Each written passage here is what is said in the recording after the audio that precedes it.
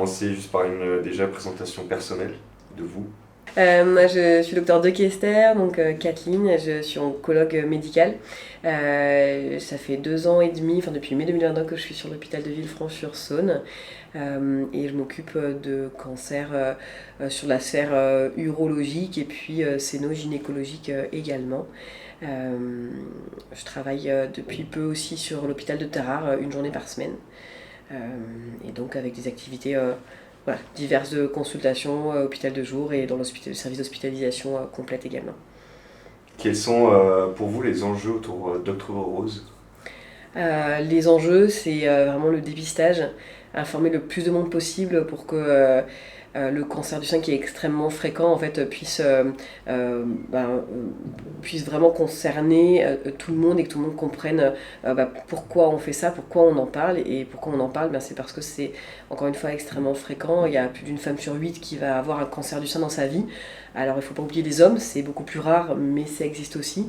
Mais effectivement c'est tellement fréquent chez les femmes qu'on en parle et donc c'est de pouvoir informer les femmes sur c'est quoi le cancer du sein, comment ça se dépiste, sur le dépistage qui est organisé, mais les autres signes aussi, avant même que le dépistage organisé soit fait, qui peuvent alerter et amener à une consultation médicale. Et quels sont les chiffres, on va dire, importants à connaître concernant le cancer? Donc sur l'année 2023, on a à peu près 61 000 femmes atteintes d'un cancer du sein, environ 12 000 décès. Et le chiffre le plus important de tout ça, c'est que si le cancer est détecté tôt, en fait 9 cancers sur 10 sont guéris. En fait, on arrive vraiment maintenant, on a des traitements qui fonctionnent très bien, on a énormément de données puisque c'est un cancer très fréquent. Et donc, chez la majorité des femmes, si on arrive à le dépister tôt, et c'est tout ça l'enjeu, d'où l'importance d'Octobre Rose, c'est qu'on va pouvoir les traiter. Il y a de la chirurgie, il y a éventuellement d'autres traitements, de la chimiothérapie avant ou après la chirurgie, de la radiothérapie, de l'hormonothérapie selon les cancers, des thérapies ciblées. On a vraiment beaucoup de choses qui permettent de limiter fortement le risque de récidive et donc que une fois qu'on a eu, même si on a eu un cancer du sein, quel que soit l'âge, on puisse guérir quasiment 9 femmes sur 10. Et est-ce que le message concernant le dépistage est bien passé chez les femmes? Alors pas assez, on s'améliore, mais on est à moins de 50% des femmes qui seraient en âge de se faire dépister, qui le font de manière effective. Les chiffres c'est à peu près 46%. Donc le dépistage c'est à partir de 50 ans jusqu'à 74 ans, avec une mammographie échographie tous les 2 ans. Donc pourquoi mammo et échographie, c'est et où en fait on fait 2 examens qui sont complémentaires. Donc après c'est les radiologues qui font les examens et qui décident, mais c'est vrai que on a souvent les deux et en fonction de ce qu'ils voient. Il y a déjà dans le cadre du dépistage organisé une double relecture et ça c'est très important parce que quand on fait ça hors du dépistage organisé, il n'y a qu'une seule lecture par la radiologue qui va lire, donc le fait d'avoir une double lecture, ça c'est vraiment très important. Et ce dépistage organisé, il y a une lettre qui est envoyée à toutes les femmes en âge d'accéder au dépistage et effectivement le but c'est de pouvoir augmenter le nombre de femmes qui participent à ce dépistage pour traiter au plus tôt et pour pouvoir guérir le plus de cancers possible.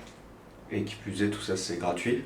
Ouais, du coup. Alors pour elle c'est complètement pris en charge effectivement, tous les dépistages organisés, donc là on parle du sein, il y a d'autres dépistages organisés notamment au niveau des cancers du col de l'utérus aussi pour les femmes, mais vraiment là pour Octobre Rose, le cancer du sein, les mammo-échographies, tout est pris en charge, donc il faut quand même se déplacer jusqu'au centre de radiologie, mais après effectivement il n'y aura pas de reste à charge pour les femmes.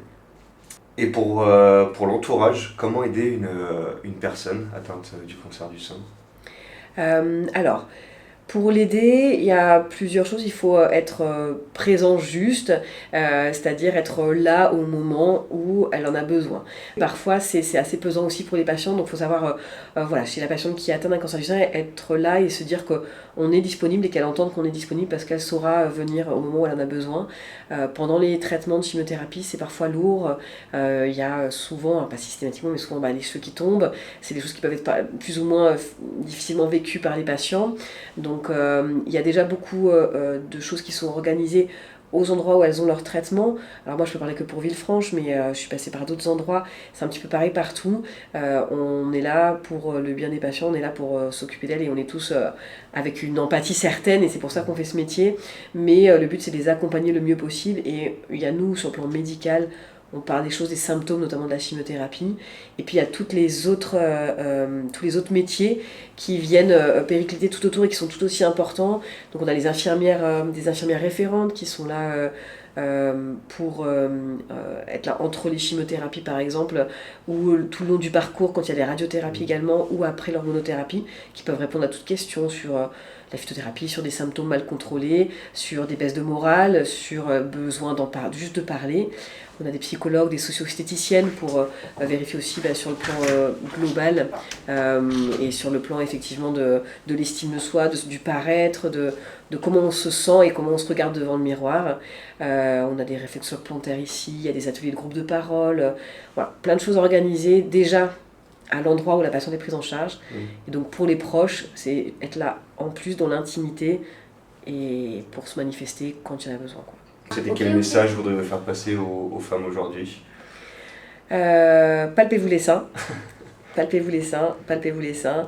On a des cancers qui sont très vicieux, ils parlent pas, ils font pas mal. Le cancer, ça fait pas mal en fait, ou pas toujours en tout cas. Ça peut juste être une boule, un nodule, ça peut être un mamelon qui est rétracté, ça peut être des ganglions sous le bras, ça peut être une modification au niveau de la peau, elle est un peu inflammatoire alors que c'est pas ça.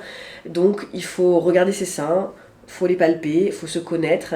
C'est important d'avoir une consultation auprès d'un gynécologue régulier, ou si c'est pas gynécologue, parce que c'est compliqué, le médecin traitant, mais qu'effectivement il y a quelqu'un qui régulièrement regarde les seins, et puis aussi les patientes. Des cancers sont diagnostiqués après 50 ans, d'où le fait que le dépistage est proposé à partir de ce moment-là, pour pas non plus multiplier des radios et des rayonnements ionisants chez les femmes jeunes. Mais c'est vrai qu'on a des patientes qui ont 20 ans, 30 ans, 40 ans, et qui ont des cancers du sein. Ça arrive, donc s'il y a quelque chose d'anormal, il faut attendre un petit peu, mais si ça persiste, rapidement consulter un médecin, un gynécologue, qui en fonction demandera éventuellement des examens complémentaires, et après au moins ça permet de se rassurer, et d'ailleurs ne surtout pas avoir peur d'y aller, parce que c'est mieux de savoir, parce que si on sait tôt, on peut en guérir. Est-ce qu'il faut outrepasser cette peur du résultat qui fait peut-être en sorte que les femmes ne viennent pas faire ce dépistage? Avant, c'est vrai que chez les jeunes de 20-30 ans, même les cabinets de radiologie disaient mais non, en fait, non, on va pas faire une échographie, une mammographie ou autre. Si, en fait, si on a des critères qui sont là, s'il y a quelque chose qui persiste, il vaut mieux être rassuré plutôt que d'attendre trop longtemps et que le cancer se soit déjà développé. Le cancer, s'il est juste localisé au niveau du sein, il peut y avoir des traitements très simples, même pas forcément de chimiothérapie, parfois c'est uniquement de la chirurgie et de la radiothérapie. 9 cancers sur 10, si on les prend à un stade localisé, on les guérit, et que si une femme sur 8 est atteinte d'un cancer, voilà, on peut passer à travers, mais pas forcément. Et donc c'est important, c'est important d'y aller, mais en tout cas ne pas attendre trop longtemps et prendre conseil auprès de son médecin généraliste, qui est souvent quelqu'un qui nous suit depuis longtemps et qui peut répondre à cette peur-là qui est complètement légitime. Vous, de votre point de vue, par rapport à notre public, s'il y avait un message à faire passer Ce serait à toutes les femmes de plus de 50 ans, faites-vous dépister. Et parlez-en autour de vous et incitez vos amis, votre famille à se faire dépister, à participer au dépistage organisé. S'il est là, c'est parce que on a énormément de données et on sait que ça permet vraiment de limiter le risque de cancer et de limiter les conséquences d'éventuels traitements après.